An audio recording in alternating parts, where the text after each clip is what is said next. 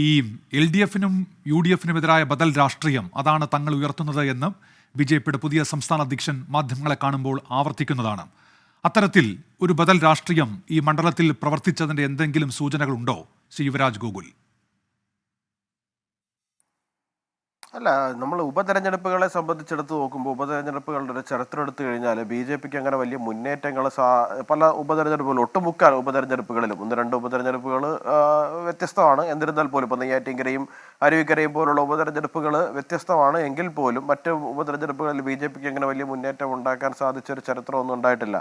അപ്പോൾ തീർച്ചയായിട്ടും ഞങ്ങളെ സംബന്ധിച്ചിടത്തോളം ഞങ്ങളുടെ രാഷ്ട്രീയ വോട്ടുകളെ ഞങ്ങൾക്ക് നിലനിർത്തുവാൻ സാധിക്കുന്നു എന്ന് പറയുന്നത് വളരെ പ്രധാനപ്പെട്ട ഒരു കാര്യം തന്നെയാണ്. അത് പ്രത്യേകിച്ച് 9.5 വർഷത്തോളം ആയ ഒരു ഗവൺമെന്റിനെ സംബന്ധിച്ചിടത്തോളം, 9 വർഷം കടന്ന ഒരു ഗവൺമെന്റിനെ സംബന്ധിച്ചിടത്തോളം ആ ഗവൺമെന്റിനെതിരായിട്ട് അതിശക്തമായിട്ടുള്ള ഒരു ഭരണവിരുദ്ധ വികാരം ഇവിടെ നിലനിൽക്കുമ്പോൾ ഇപ്പോൾ ശ്രീ ചിത്തരഞ്ജൻ പറയുന്നത് പോലെയൊന്നും അല്ല കാര്യങ്ങൾ. അദ്ദേഹം പറയുന്നത് ഇവിടെ ഭരണവിരുദ്ധ വികാരമേ ഇല്ല, ഞങ്ങൾക്ക് വോട്ട് കൂടി എന്നൊക്കെയാണ് അദ്ദേഹം പറയുന്നത്. അങ്ങനെയൊന്നും അല്ല.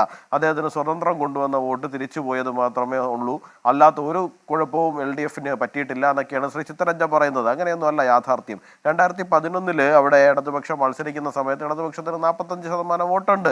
CPM സ്ഥാനാർത്ഥിക്ക് 45% വോട്ടുണ്ട്. അന്ന് ഈ പറയുന്ന സ്വതന്ത്രം കൊണ്ടുവന്ന വോട്ടൊന്നും അല്ലല്ലോ. അല്ലാതെ തന്നെ അവർക്ക് 44.54% വോട്ടുണ്ട്. അത് തന്നെ അവരുടെ ചരിത്രത്തിലെ ഏറ്റവും കുറഞ്ഞ വോട്ടാണ് നിലമ്പൂരിനെ സംബന്ധിച്ചിടത്തോളം. 45%ലേക്ക് താഴെ പോകുന്ന സാഹചര്യം ഒരു കാലഘട്ടത്തിൽ ഇടതുപക്ഷത്തിന് ഉണ്ടായിട്ടില്ല അവിടെ.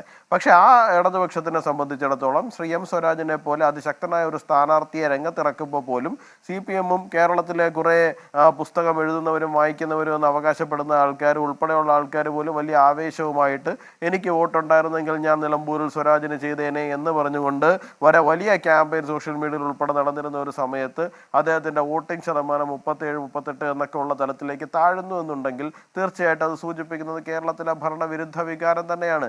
CPM അങ്ങനെ ഒരു കാലഘട്ടത്തിലും ജയിച്ചിട്ടില്ലാത്തതൊന്നുമല്ലല്ലോ. അവർ പറയുന്ന പോലെ തന്നെ സഖാവ് കുഞ്ഞാലിയെ പോലെ ആൾക്കാർ അവിടെ ജയിച്ചിട്ടുള്ള സീറ്റ് തന്നെയാണ്. അവർക്ക് 45% പൊളിറ്റിക്കൽ വോട്ട് അവിടെ ഉള്ള മണ്ഡലവും തന്നെയാണ്.